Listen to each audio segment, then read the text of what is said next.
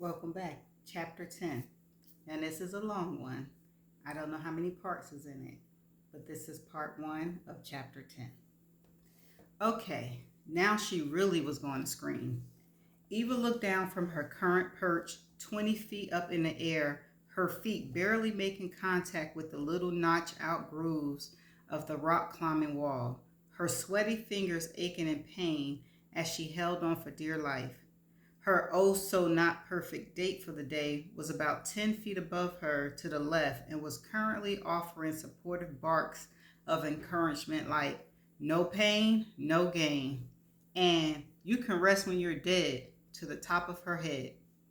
She ignored the shouting caveman and told herself to focus on her breathing. It would all be fine if she could remember what the instructor, who she hoped had secured her properly into the god awful strappy thigh booty grabber, told her about leaning back and relaxing, releasing some tension and gliding back down. Down. How was she going to get down when she could barely summon the strength to look down? Come on, Eva, just grab the red hold on your right. Not that right, your other right. Eva looked up, wishing more than anything that she could sprint up the wall and grab hold of Trey Stone and knock him loose for barking his stupid, useless orders at her. Better yet, she'd rather get down off this blasted wall and grab a hold of Aiden and shake him for getting her into this date. Fun her ass. Aiden did that on purpose. She was over this date almost before it started. The climb up the wall of doom was just the icing on the cake. After Aiden's omission pronouncement about her heels not being appropriate, the rest of the crew arrived to a flurry of activities. Mitzi gave her a good once over, along with high marks for the color in her flirty skirt. Then she promptly sized her up for a gym assemble, which she threw into a corporate sponsored bag quick as a whip. They were on their way to Awkward, and oh, just so casually meeting up with her Prince Charming at a waterside fitness club. The whole blasted crew of them. An avid sportsman and fitness entrepreneur, Trey Stone was co-owner of CrocTex, one of the hottest and most lucrative new gym chains in the country since CrossFit had become an old rage. It had become all the rage. When they arrived, Eva was pleased to see that Trey was indeed good looking, no Photoshop trickery, and had a physique that lived up to his vocation. So check and check again. He was muscular, as his photo indicated, but not overly so. Taller than her at a little over 6 feet in his running shoes. And she saw as she checked out his casual tracksuit that he didn't dress to make any sort of fancy first date impressions. That was fine. Not off putting, she told herself as she went to change, but refreshing. Eva will keep an open mind. This isn't forever, she told herself as she looked into his cool, icy blue eyes. Or maybe it was. She was there to have fun. Who knew? This could work out. Besides, the new Eva wasn't stuck on things like fashion and labels. It was the inside that counted. Image wasn't everything, except when it came to rebranding and rebuilding hers. And she was there to try something new and keep an open mind. She had to remember that. That kumbaya feeling of live and let live lasted all of 5 minutes once she walked past the locker room to the medicine ball tosses, where Trey told her his vision for living a paleo lifestyle. It only got worse during the pull up session when he went on about his win in an Ironman competition. The topper came as he spotted her in a deadlift when he invited her to his cabin upstate, where he explained he could make her over from the inside out. She didn't want to ask for clarification on what inside out really meant, but she sincerely hoped he was talking food and not something else entirely. Now, as Eva gazed down to utter horror from this ridiculous rock wall, already down 2 broken fingernails, her head spun out of control while this dude above her yelled nonsense. She reached out, stretching wide to get another hold, as once again Trey yelled, "That's it, girl. Slay that beast. Go for it. Kill that dragon." At the mention of dragons, her foot slipped, and she scrambled to get back to the wall. So this was what torture felt like. At least now she knew where and what her rock bottom was. It was being yelled at by a maniac while your ass is in the most unflattering position possible and having it filmed for public consumption. Yep, and now she was done. Over it. She was ready to get down and get away from this obnoxious barking and everything to do with this gym hopped up on oversized Flintstones vitamins. If she didn't, she would lose all control, and the point of this deal was not to lose control. With shaky arms, Eva carefully took one hand and shifted it to a lower point on the rock wall. Then with the other arm shaking like a pulled wire, she moved it slightly to the right and got a hold, letting out a much needed sign. Now for the legs. But of course, they wouldn't move. It was as if her legs had decided, well, you've got us into this mess, so now you're going to live here forever. Eva looked up, and there was Trey, looking back down with his arms outstretched to pull her up. But there was not a hint of warmth in his cold eyes. She recoiled, if she could, but being stuck, all she could do was nothing. Eva swallowed and looked down. Her eyes zoomed onto Aiden. As he had been for most of the day, he silently stared, just looking and nothing more. Arms crossed, legs widespread, expressionless, as he checked out the actions unfolding on the monitor in front of him. She could just imagine what was going through that head of his as he took in all of her uncomfortable moments. Her every emotion played out for the camera, capturing her every fear. The image of him with that camera in the green room popped into her head, and with it, that same unforgettable rage bubbled up again. Eva sucked in a life-giving breath, and with all she had, used her knees to push away from the wall, at the same time letting loose of the line and rappelling herself down. She heard Trey's voice from above, and looking up briefly, Eva gave him a small wave and a smaller grin, leaving him no choice but to either stay where he was or follow her. She didn't care. Either way, as long as she was on the ground. Once there, she quickly started to unclasp herself, but got tangled in all the lines. In her frustration, she made a mistake of looking over and catching Aiden's eye. There was that sparkle. Damn him. He enjoyed this. Though he tried to appear serious, she could still see the hidden glee in that hint of spark that he just couldn't be decent enough to hide. She felt her own eyes narrow as her brows rose. Are you happy, fearless leader? Did you get all you need for the day, or would you like me to do a few cartwheels to round out your footage? What are you talking about? It's not like... Eva threw up a hand. She didn't need or want an answer from him. She was sure her fear had given them enough fodder to fill the time slot. Besides, Aiden's darkening gaze was answer enough for her. She was fully unhooked just as Trey appeared by her side. What happened to you up there? I thought you were doing great. She turned to look up at him. Really? Didn't look to me like I was doing so great. What gave you the clue? My shaking arms or my trembling legs? Trey gave her a once-over. Your legs look fine to me. As a matter of fact, mighty fine. Now what are we going to hit next? We've got the jungle gym, or if you're really feeling adventurous, we can hit the tires. Eva felt her eyes go wide as she wondered if this was indeed some sort of joke. This could be his idea of a fun date. Could it? Did this ever work on any other woman? But looking into his eyes, she could see he was serious. This nice looking, in shape, and if his numbers were correct, very well off guy was serious. and he really didn't have a clue that he came off like a total jerk. This was no doubt the reason he was still single.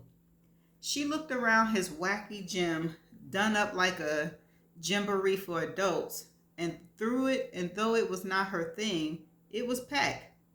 On paper, you couldn't deny that he was successful. Eva looked around the gym again, with her professional hat on this time. Despite all the wild devices of torture, the gym did have one good thing going for it: a bar. And not one of these annoying water juice or air bars, but a full on drink like an adult whiskey bar. Whoever thought of that little area had been a marketing genius. Eva turned back to Trey, who was looking at her expectantly, and came up with an idea. So, Trey, how about I buy you a drink? Part 2 of Chapter 10. Aiden sat behind the monitor staring at Eva's image while she sat on her couch and answered Louisa's question during her first after-date confessional. Though she tried to hide it with extra powder from the makeup crew and a wide arm movement, he could tell the day had worn on her. So, Lou started, how do you think your first date went? Eva cleared her throat, and he could tell she was calculating how to best answer the question. The exertion of the day slipped into her expression as her eyes narrowed and her lips drew tight. She looked down, taking in a breath, and when she looked back up, her eyes were brighter, her expression now softer. It was nice, strange getting out into the dating world and trying to interact with someone new after being with one person for so long. She paused and took a moment, looking a little wistful, and then her gaze came back to the camera over Lou's shoulders. She was so polished and natural. It was as if she was talking to an old friend. I'll admit, I'm a little rusty, and this was quite the physical experience. But Trey was nice. It was good to get out there again. But, Lou prompted. Eva smiled. It was a sweet smile, warm and friendly, and somehow he could tell, well practiced, as it never reached her eyes. But based on one date, it's hard to tell, though I can say I would think that from his side, he may enjoy a woman who is a bit more physical adventurous than I am. She stopped and seemed to blush at this. At least when it comes to exercise, I'm more of a regiment, class-taking type of gal. I'm not really one for rock climbing. She tilted her head coyly. Too much of a city slicker, I guess. Aiden leaned in. She was good. The ending smile she gave the camera was perfectly endearing without being too put on. She made it clear that the muscle dude wasn't for her without tearing him down. The woman knew how to play the game. She even pulled out the sympathy card with her comment about being rusty. She was smooth. He'd give her that. She made it a point to not say anything else to him after coming down from the rock wall this afternoon. And honestly, he couldn't blame her. Just as she was angry with him, he was at war with himself. Maybe he should have given her a heads up about what today's date would entail. Let her know that it would probably be less of a love connection and more of a physical sparring match with Mr. Olympian. But if he'd done that, it probably would have dampened the spontaneity of the segment called for. First and foremost, he was there to do a job, and the fact that he remembered that would be sure to make his father proud. This was not the time for his headstrong emotions to send him down the wrong path. Still, though, he couldn't help but be annoyed by her attack on him when she come down from the wall. He wasn't smirking over the fact that she was struggling. As a matter of fact, he thought she handled herself beautifully on the wall. Her coming down showed true courage on her part, but she wasn't ready to hear that from him and was quick to think he was happy over her being put in a fearsome situation. Aiden ran a hand across his jaw and continued to watch her on the screen as his mind worked over enduring emotions. For the life of him, he didn't know why he insisted on making this his project. Well, of course he knew why. It was the damn challenge of it, the challenge of her. It was that kiss. She pulled him in, and despite the fact that she was right there in front of him and on the show to find her perfect groom, more than anything, he wanted to get under her skin. Hell, under her. But it was wrong. It was wrong, and it was dangerous. Her outburst at the gym earlier showed just how volatile she was with him and how at odds they were. But still, here he was, torn, but somehow pulled, as if by some invisible force to see it through. Which brought back his original problem. If he wasn't there to see it through, the show would still go on. Carter wasn't letting this go. Aiden's position as the head boss son mattered not in this instance. This was out there, and like it or not, Eva's original declaration of intent to find a replacement groom was made on TV, on live TV, and that was the shot heard round the world. As Carter said, the public loved Eva Ward, and worse yet, if the numbers were right, the public loved seeing Eva riled up almost as much as he did. Oddly, just as he was turned on, so were they. Still, he had to admit he didn't enjoy putting her in a position where she felt any type of real fear. That crossed the line. It put him over into a sleazy category he wasn't comfortable hanging in. Leave that for Rick Lancers of the industry.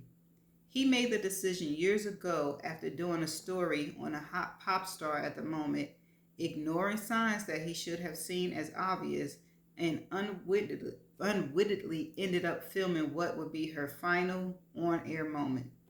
After that, he was done, at least with any sort of fluff piece. But here he was, inexplicably drawn to this woman who'd somehow pulled him back to the world and the memories he spent years trying to escape. Not that she noticed, knew, or cared, but just when he was ready to pull her aside in the gym and offer up an apology to smooth things over and give her a chance to end the date, she turned the tables on him and literally flipped the script the writers had so carefully worked out, pulling gym rat Trey aside and drinking with him. The woman was a true PR player. No, Aiden listened as Eva continued with Lou. I don't think I'm a sporty type of woman that would be right for Trey, but I'm sure he would be perfect for someone else. And who's to say never? Not me, that's for sure. Aiden frowned at her perfect response. Clearly, there was no love connection between her and T-Rex Stone. After all the physical exertion, she led him over to the hipster gym whiskey bar area and let him down easily, all the while subtly explaining that expecting a woman to flip a truck tire or hang from a rock wall may not be the best way to make a first date impression. She was so smooth about it, the pumped up fool didn't even get that he was getting the heave ho before he gotten started. But here she was, doing her thing and doing it well. The viewers would love her. Clearly she knew all the right PR tricks. Aiden frowned, recalling her charming tactics, how she had touched Stone's shoulder, leaned in close enough for Stone to reach out and whisper something in her ear the mics couldn't quite catch, how she blushed under his flattery, and then how he slid his pull-up, callous hands around her trim waist just at the point where her workout pants started and her tank top ended. Ada didn't know why he got so angry. She was perfect, more than perfect, really. She was doing her job and more than fulfilling her end of the contract. The footage was exactly what they needed. He guessed he was really mad at himself for getting riled over it. So what if he shared a kiss? Well, 2 kisses with her. What? Was it supposed to have affected her in some way? Because obviously it didn't. Not enough to take her off her game. But if it had been more than enough to make him want to take one of those kettlebells and go upside T-Rex's head with it. Shit, maybe his father had been right. Not for the reason he listed, but because he would be so much more effective working on something else, anything else. He still had to live up to his commitments to the company and the family, and he could see that just one day with Eva would be more work than he was prepared to put in. Mm.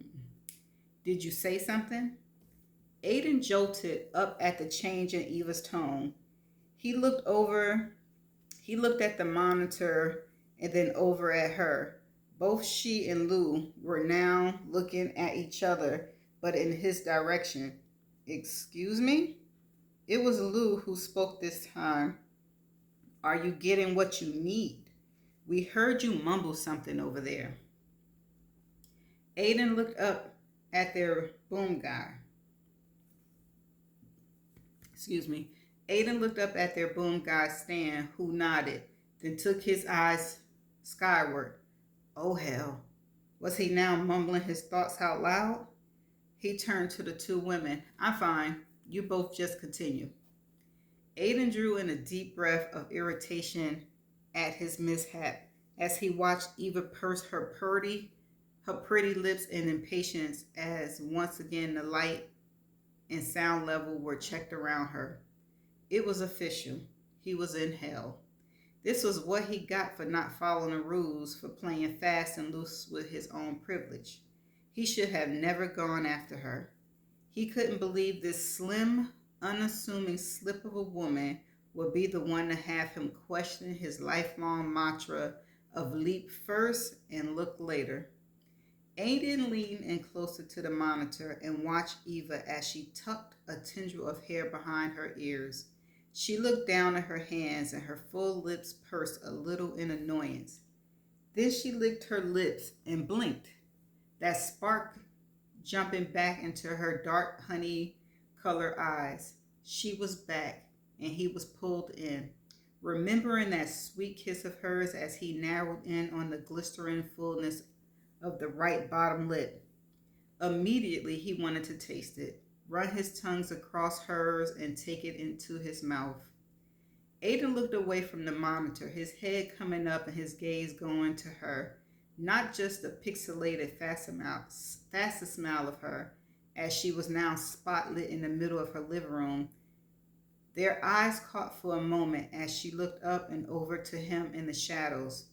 He noticed a millisecond of hesitation as her brown depths connected with his, widening for the briefest of moments before she raised one perfectly arched eyebrow, then turned back to Louisa, her smile back in place. Yes, I really am looking forward to the next date. Won't you at least give me a hint about him? No? She feigned a pretty pout and crossed her arms before smiling again. Oh well, here's to being surprised. I think we're good. Lou's voice came over to him, sharp and clipped, jarring him out of his thoughts.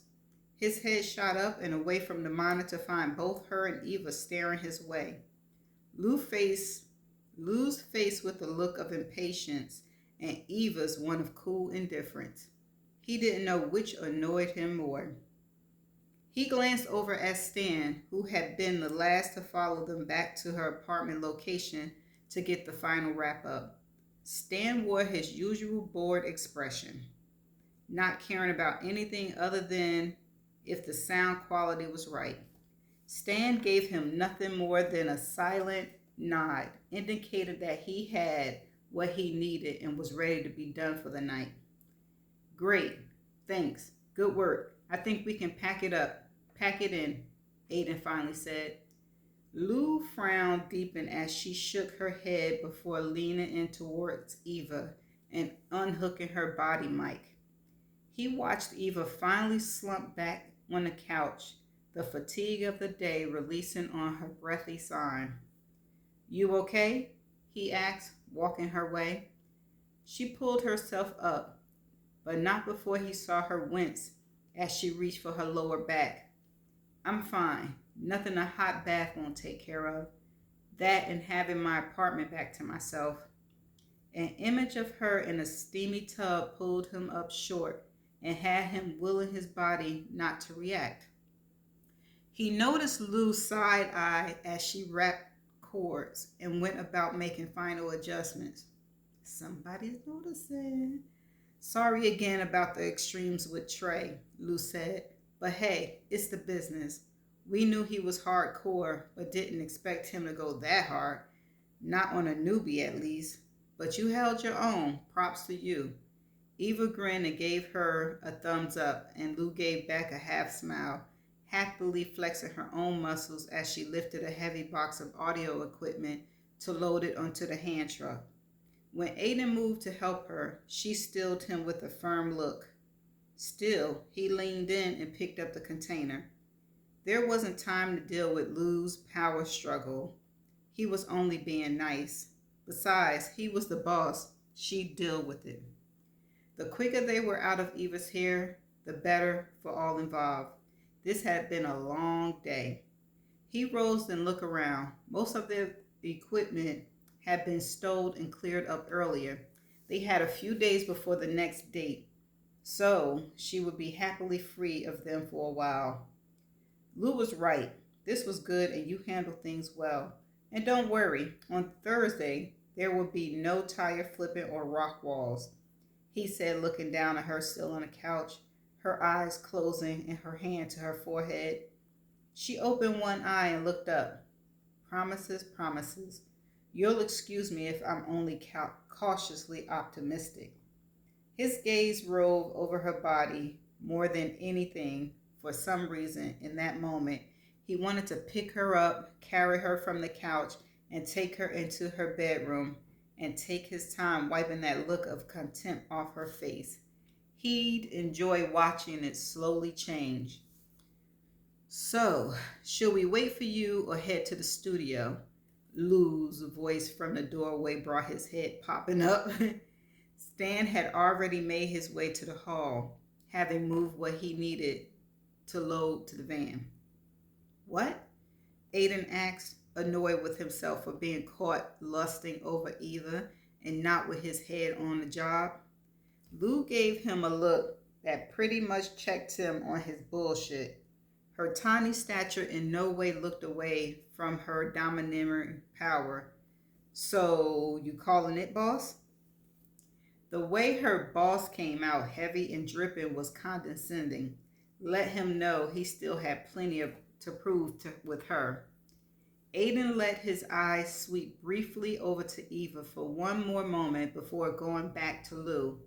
I'm on my way. This piece isn't up until Tuesday, so we can get it to editing tomorrow. No need for anything else tonight.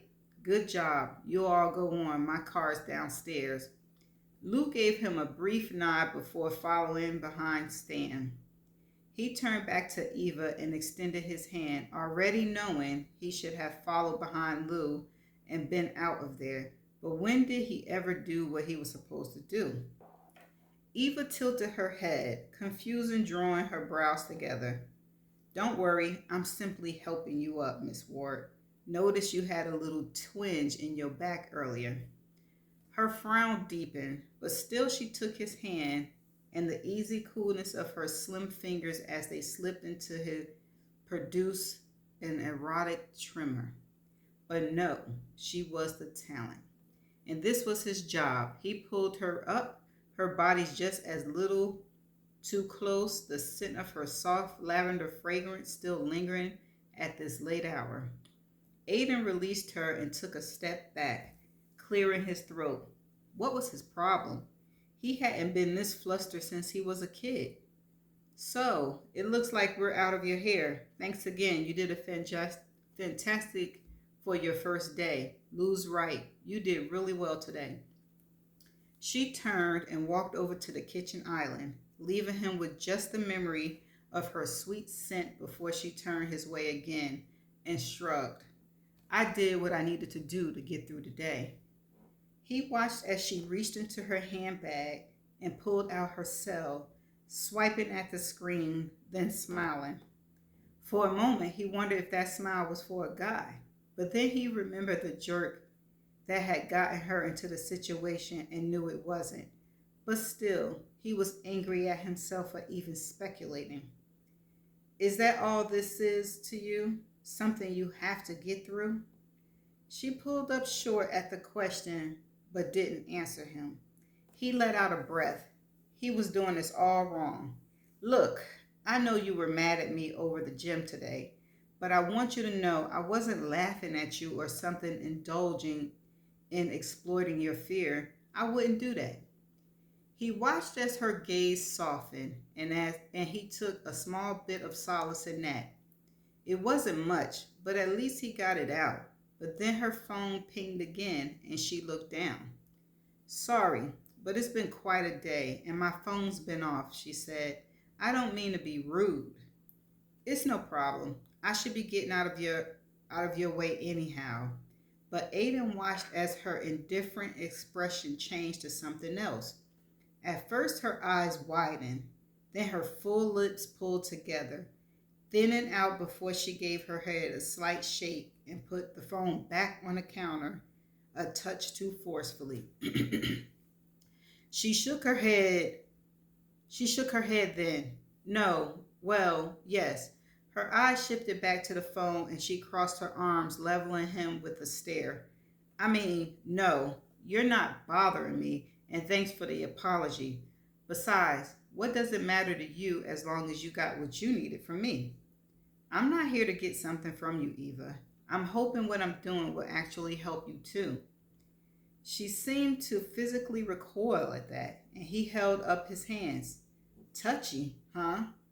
Hey, I'm sorry if I overstepped, but I appreciate it if you could possibly take me at my word on this one. She rolled her eyes toward the ceiling. Excuse me if I'm finding it just a little hard to believe you. It was then that he noticed she looked more than peeved. In fact, beyond peeved to the point of flushed. Her color was higher on her cheeks, and her eyes were now slightly glassy, showing more distress than annoyance over just sparring with him. Without actually thinking it through, he walked over to her, reached out, and took her hands in his. They were cold, and he noticed they had a slight tremor. He didn't know which of them was more surprised. More than anything, he couldn't believe she didn't immediately pull away out of his grasp. What are you doing? Her voice was a breathy whisper washing over him. He still. What was he doing? He should be on the way down to the garage in his own car, but he didn't like seeing her this way. What's wrong? You were all right a moment ago. Was it the phone? The text?